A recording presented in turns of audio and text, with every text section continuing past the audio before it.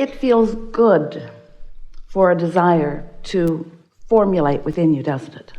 And doesn't it require some living of life for that to happen? Isn't it often about contrast that helps you to focus your desire? And is the desire a good thing to have come about? And so is the process that brought it about a good thing too? So in the spirit of, you cannot have a happy ending to an unhappy journey. Do you have the ability to make the contrast that has helped you come to a decision or come to a desire? Do you have the willingness to appreciate the very contrast that helped you with your clarity? Because if you can appreciate your contrast that brought you to this new, clearer place, rather than condemn the contrast that harassed you into the new decision, you can go a long way to lining up the vibration within you. And by the time that this gathering comes to a close today, it is our desire that you will understand more clearly than ever before that that really is what it is all about for you. It's about you getting your energy into alignment. Your energy can't be split. You can't want something and doubt it and get it. And even more, you can't want something and doubt it and feel good either. And if you're not feeling good, you're not going to get what you want.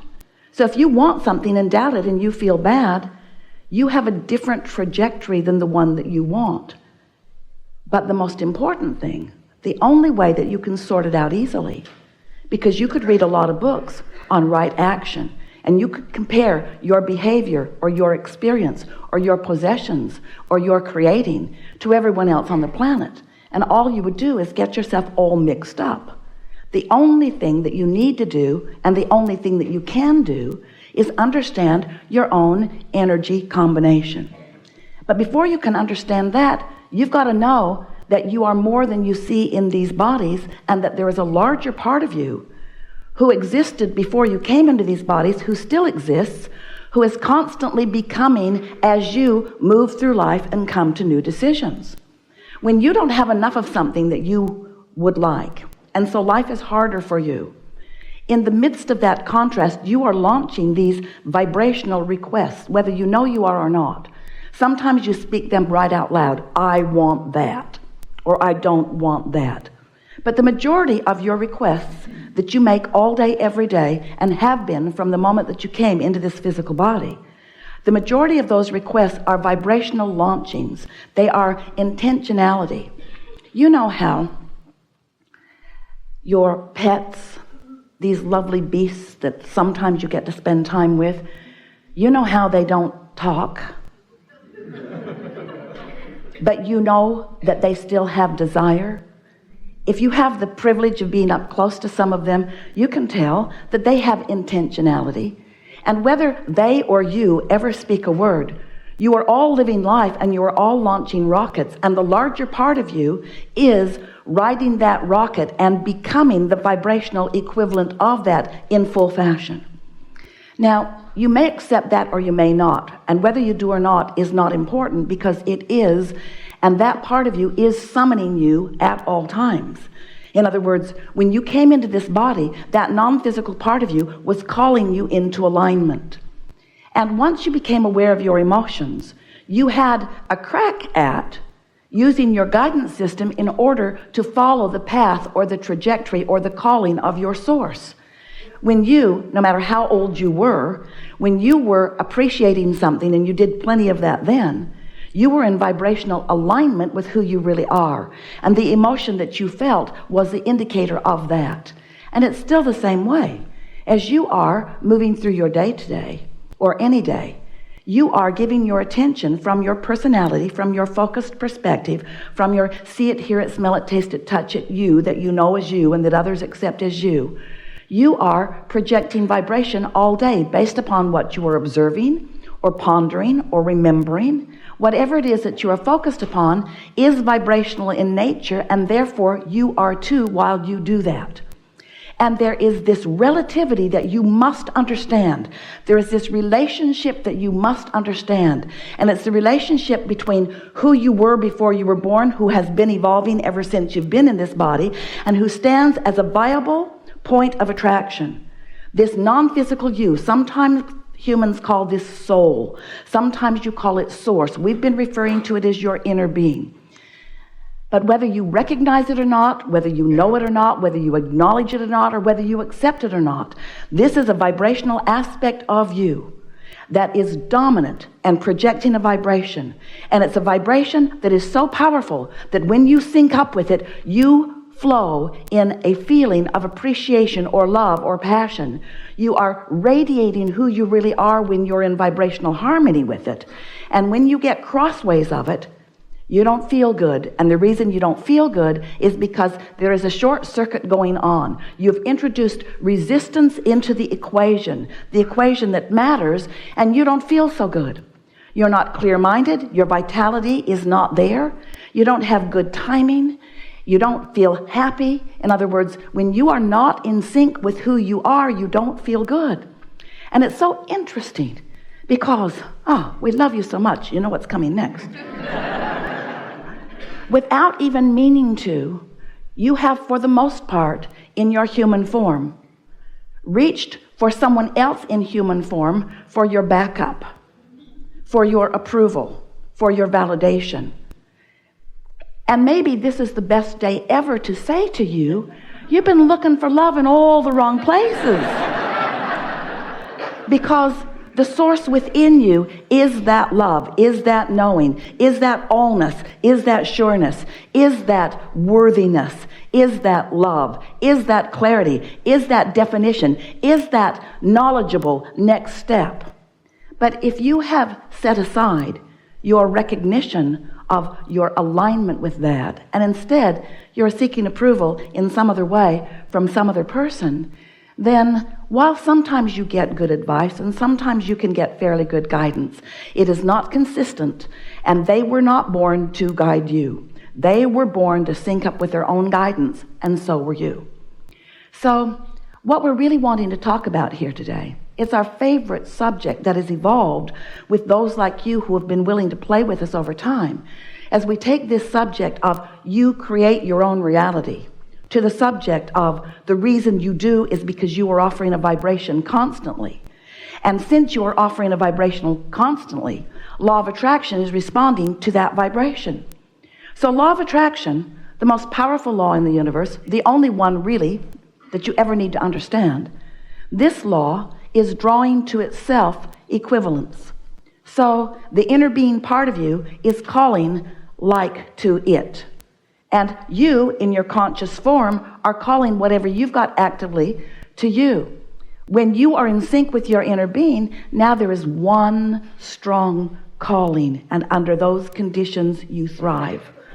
But if you're calling something different, if the source within you is loving that person that you are so mad at, you've got split energy. If the source within you is knowing your value and you are doubting it, you've got split energy. If the source within you is certain of the path leading you to the financial well-being that you want, to the stability that you want, to the empire that you want to build, to the relationship you want, since the source within you is aware of who you are and what you want and where you stand in relationship to everything you want and is calling you to it, if you are not in sync with that vibration, you don't feel good because you're pulling against your own current. Not a current of a source that has decided that it knows better for you than you do what you want. A source energy that is with you on all that you have carved out of all that you've ever lived. A source energy that knows who you are, that knows your value, that knows where you belong, that knows the vibrational nature, the true vibrational nature of your being. So as we've been talking about this powerful law of attraction, which is the reason that you create your own reality, now we are wanting to talk to you about something that most of you are sort of hard of hearing about.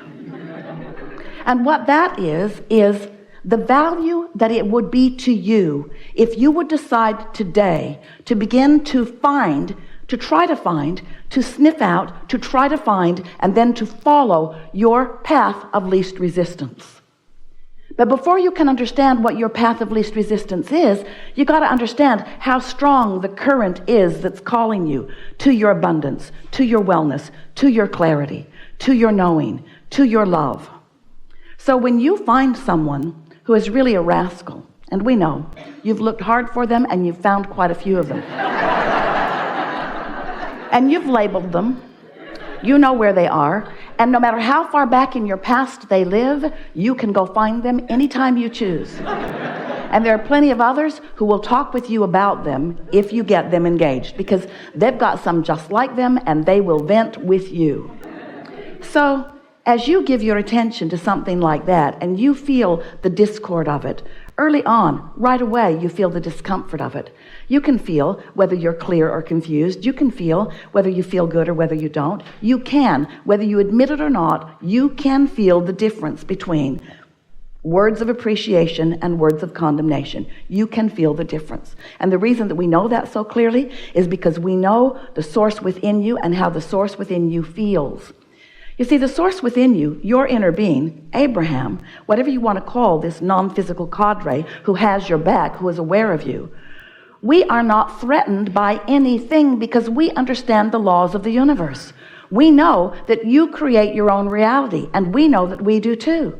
So we're not worried about some rascal who seems to be projecting something that is unwanted, because we know that that rascal does not have any ability to get into your experience unless you invite it through your attention. We also know you have to give quite a bit of attention to it before you create a vibrational thread that gives you access to this thing that you do not want. So since there is no assertion in this law-based universe, this law-based universe that is based on attraction, since there is no assertion, no one is coming after you. Sometimes it feels like they did, and sometimes it feels like they got you because you weren't paying attention to what you were doing, and so you were offering a vibration that you didn't realize you were offering. And so when it manifested, you say it came out of the blue, and we say no, it didn't. It came out of the oblivious. It came out of the unaware. It came out of the offering a pattern of vibration for a period of time, for a long enough period of time that you started at a point of attraction, and you were unaware of the point of attraction, usually because it feels so normal, or maybe even so normal, or maybe even so normal. And so you've got this sort of normal feeling, so you're not aware of it until it manifests. So it's like this. You've got a trajectory or a path of least resistance, and when you deviate from it, you can feel it in the early stages. It feels like negative emotion. But if you don't notice it, don't worry. Law of attraction makes both trajectories stronger. So who you really are gets stronger, and who you're being gets stronger, until the crevasse between who you really are and what you really want, and who you're being and what you really don't want. In other words, this crevasse gets stronger and stronger, and eventually there's a manifestation. And then you say, hey, why are you asserting this unwanted thing in my experience? So Esther has been so eager, just lapping up this business of path of least resistance. She's decided to give herself permission to do what feels best to her. And she's decided not to try so hard to get everybody else to affirm with her that it is the right thing to do. In other words, would you please validate me and confirm with me that this decision that I've made is the best for everybody? That's not how it works. You can't decide for everybody. You can only decide for yourself, you see. So Esther's been listening to us. She listens to us. She can't hear us as clearly as you do under these conditions, but afterward, she listens to every word we speak, sometimes many times, as she's processing recordings and listening. So Esther is listening to what we're saying about path of least resistance, and she's beginning to feel stronger and clearer and more ready to serve herself, more ready to do the things that feel best to her, and more willing to not try so hard to figure out how everybody else is going to feel about the thing that she's decided, because when she tries to figure out what you or anyone thinks about what she's decided, then she introduces resistance to her path, and then she doesn't have clarity, and then she wants to blame you or whoever it is. So she made a few decisions recently, sort of tiptoeing down the path of least resistance. Oh, that feels good. Oh, yeah, that feels good. Oh, that really feels good. Oh, I really think I'm on the path.